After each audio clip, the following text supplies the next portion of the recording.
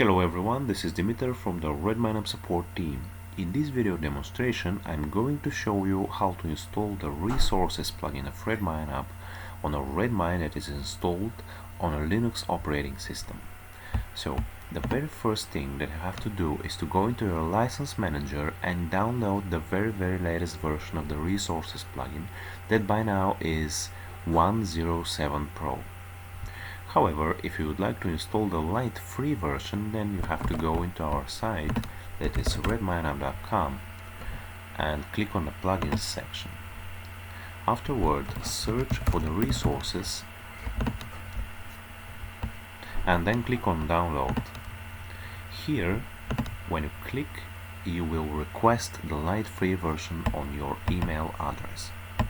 So, please take a note that installing the Lite or the Pro version is the same procedure, the same steps that we are going to show and see now.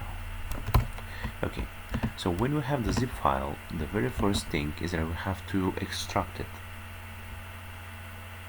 So we click extract here, and the important thing here is that you have to go into an inner folder. So we have to copy the Redmine/resources folder. And then you have to go into your core Redmine folder, which in our case is Redmine 5.0. Here you have to find the plugins folder and then place the plugin there. Alright, so the next step is to open your command line and then go to the directory of your core Redmine folder, which in our case is, that we already said, Redmine 5.0. Okay, so the first command we execute is bundle install. This command is installing the required gems for your plugin. And the next step is to do the migration. The important thing here is that in the name section you have to set Redmine / the plugin name that you are trying to install. In our case it is Redmine resources, and then click enter.